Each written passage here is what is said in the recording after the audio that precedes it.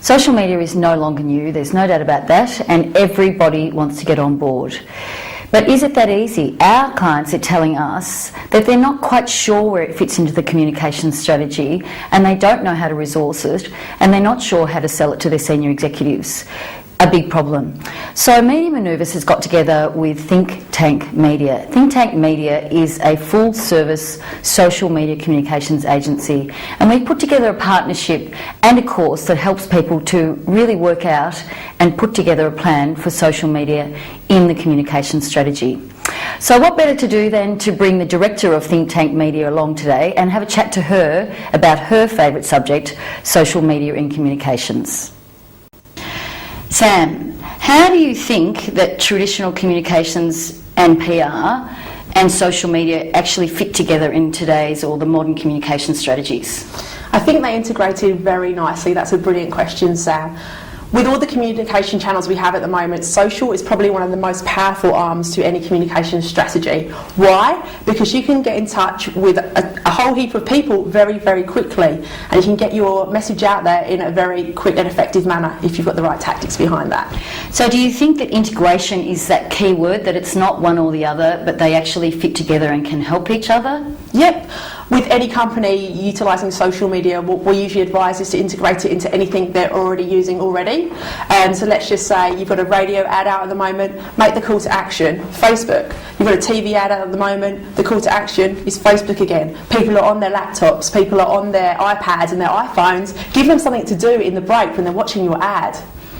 And so is it another form of direct marketing, or what we used to call, which was the response mechanism? Yep. Yeah, it is, and so much more, because now a brand can put their message out there, but they can actually listen and understand what their consumers are saying as well. So they have a better understanding of, is their message on the mark or is it not? Do they have to change it slightly?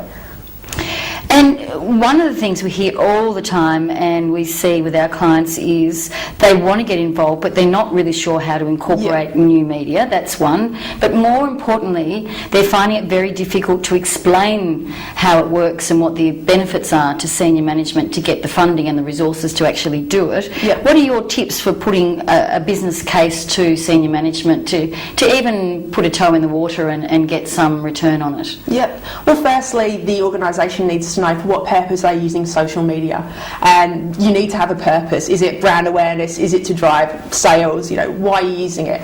The first tip I'd suggest is to do that dip your toe in the water by using certain measuring and monitoring platforms to find out what's being said about your brand, where it's being said, how are people talking about it, what's the sentiment, is it positive, neutral or negative. Then you have a brilliant understanding of what's already been perceived out there and how you can integrate certain goals or objectives or strategies into what's already being said. And do you think there's some confusion around what social media can actually achieve for you because it achieves so many different things, whereas traditional marketing communications tools or communications tools have usually had a singular purpose and can be measured in a singular way? Yep. Do you think that that's where the confusion lies, or is it somewhere else? I don't even know why there is a confusion, and there is, you quite rightly say, but it's just like any other marketing channel. You just have to work out why you're going to use it and for what purpose and what you want to achieve from it. Like, is it customer service? As we said before, is it brand awareness? What is it? Once you know, then you have to work out your strategy and tactics to gain it. So just because it's the way we've always done business, really, like 100 years ago, we went to market and we sold our products and services. If they were good, word of mouth took off, and more people came back and bought stuff from you. It's exactly the same thing online, but it happens a lot quicker and you've got a bigger scale. Do you think it is another more sophisticated term for word of mouth? Yes, yeah, it is. Word of mouth on steroids. Nice. Very much so, very much so. And the other question that people find difficult to give an answer to senior management, of course, which is their greatest interest at the end of the day, is the good old ROI. Yeah. How do you suggest that people prove a case that there is a good return on investment? The way they do that is to have some objectives laid out from the start. Know what you want to achieve from social media and know the metrics. You know how you're going to measure those objectives. Social media is probably the easiest channel to work out the ROI compared to any other channel, because we can track and measure stuff that you can't offline. But it's just honing in and working out for what purpose you're using it and how. And social media, like for example on Facebook, someone comes and joins your Facebook page, you can track your return on engagement to the purchase point. I've interacted with Sam 6 times on my Facebook page before she's gone to the Facebook app to the store to purchase something. And I know Sam's actually brought on 16 new friends from me engaging with her. So it's very easy, you just need to work out how you're going to do it.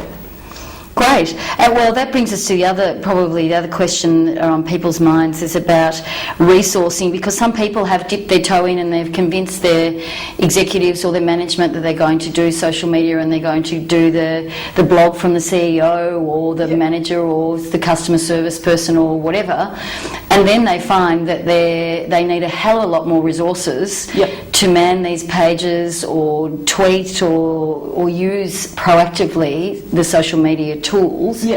How do you recommend people can sit down and start to think about how they might resource this in terms of time and people, not even the money? I think again, little steps within social. So dip your toe in the water, maybe run one campaign and see how well it's gone, and then decide, okay, this has worked really well, we now need to bring on board a community manager, which job will be this.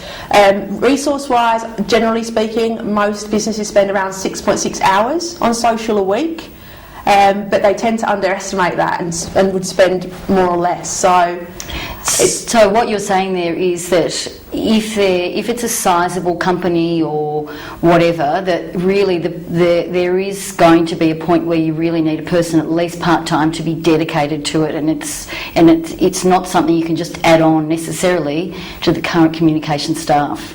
Spot on. And with that person as well, they need to consider, okay, then for what purpose are you using social? How does that community manager fit in with customer service? How does that community manager fit in with marketing? Because they can be a part of everything depending on what social is used for. So you have to split their time very wisely as well. And is that what the position is really coming to be called now, community manager?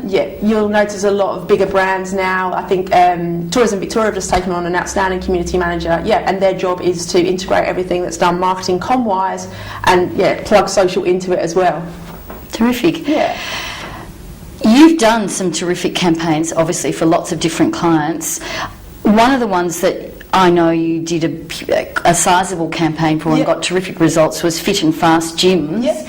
Tell us a little bit about that. What was their objective? Well, where did they start? How did you help them? Did you help them come up with their objectives? Just tell us a little bit about how it all came to be and what you ended up with. Sure. And Fit and Fast Gyms is a brilliant example, because they started off with one gym and now they're up to 10 and they're growing very rapidly. So it's a good example. So they came to us with a social media budget and said we wanted to build up our brand awareness. They're very much like... they're a competitor of Fitness First, but they're like the cheaper no contract option, so they wanted to own that market. So we found out, for example, they opened up their gym in Penrith. We found out all those people within Penrith on Twitter. We connected with them and we let them know the gym was opening, and we made conversation with them as well. So we already built up a community for them, so when the gyms opened we had the opportunity to lead them to each gym as it opened. So just to come back to that, because I think that's made me think of a good question people have. It's one thing to say, right, well, we'll go out there and we'll go on Facebook and we'll start to tweet and all those things, but where are the people that we want to, the aim is to target very carefully, but we don't have that community sitting there waiting for us. How did you find that community? There's a few sites out there. I mean, we utilise Radiant 6, which is a paid tool site. Twello is like a Twitter for Yellow Pages. There's many sites out there that will assist you in finding those people, and demographic-wise as well. And is that a bit like the old mailing lists that you used to go to, the data banks there that you could go and buy? So you can actually go and find the people if you don't already have them in your hand. And the most powerful thing about that is, don't buy a list anymore, build it. You can build it now. You can build relationships, targeted relationships through demographic, location and the like. And so that's another power arm that social adds. So what we did there is we looked at offline activations, billboard, sticker bombs, radio, but the call to action was our Facebook page. then we'd have a downloadable voucher on there, so we could track who came from a certain radio ad, came to the Facebook page, downloaded the coupon, and obviously that coupon gets kicked to the gym and they call them back up. And tell us about how did you measure that? What was the measurement on it? Download of coupon, tracking a link from radio to the Facebook page, general conversation. We did measure of return on engagement as well, and the amount of times that we'd engaged with that person on Facebook before they actually bought the membership through Facebook. So those were some of our key metrics. So there was And a whole heap of conversion others. and a whole And a whole heap of others. I'm sure. So there was conversion, there was building a database, Yeah. and a whole lot of different things that you actually achieved and were able to measure very, very well. Yeah, and the brilliant thing about Fit and Fast gyms, and I would say this with any company starting off, it's not about sales first, it's about relationships, which will then lead to more powerful sales. So that was our main focus: build the awareness, build the brand.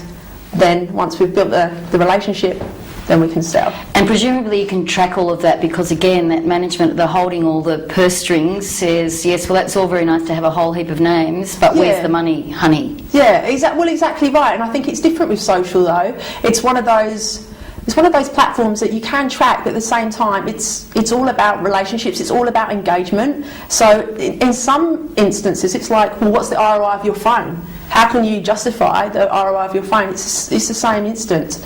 But there's different tracking models now. But if you know at the start what you want to achieve, whether it is purely down to money, then there's ways to do that. And you mentioned about apps, which of course is the thing that everybody seems to be doing at the moment, and you actually hold one of the very few licenses to produce apps. Where are apps going to go? I mean, we've seen a lot of them. Are they going to become too exhausted and die out? What's the value of apps and where are they going? Sure. Talking with Facebook apps to start off with.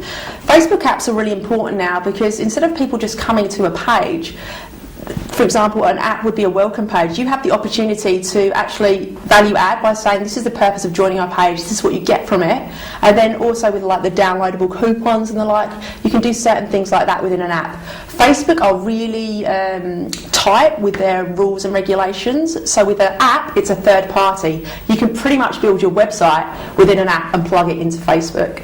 So where there's people, there's money. There's over 600 million people on Facebook now that we can target right down to gender, age and the like. You know, why would you not invest your time by having an app, bringing people to it and nurturing, looking after that community and selling to them as well in a more authentic way. Of course, with a relationship. Yeah, it's spot on. Finally, Sam, the hardest place to start is always a beginning. So what do you suggest if people are trying to get some support and budget to include social media in their commerce strategy and then to justify it to management? Where do you start? You said take baby steps. Yeah. How? Know what you want to achieve and how you're going to bring social into something you're already doing. So get a quick win, integrate it into something you're already doing. I'd also advise you to do, and this is very cost effective, doing a whole sweep of the social media landscape. What I mean by that is monitor, listen, find out what's been said about the brand. If you can go back and say there's a certain amount of people that have been mentioning our brand in a positive manner or even a negative manner, what are we going to do about this? Put a bit of pain on management. Then you need an open way to connect and engage with those people. You can't just let those conversations sit there. Well, you can, obviously, it's not brilliant for the brand, but you know that springs to mind to be the first thing to do. That's what we do with all of our clients, you know, monitor and measure before we even write a strategy around it or resource it.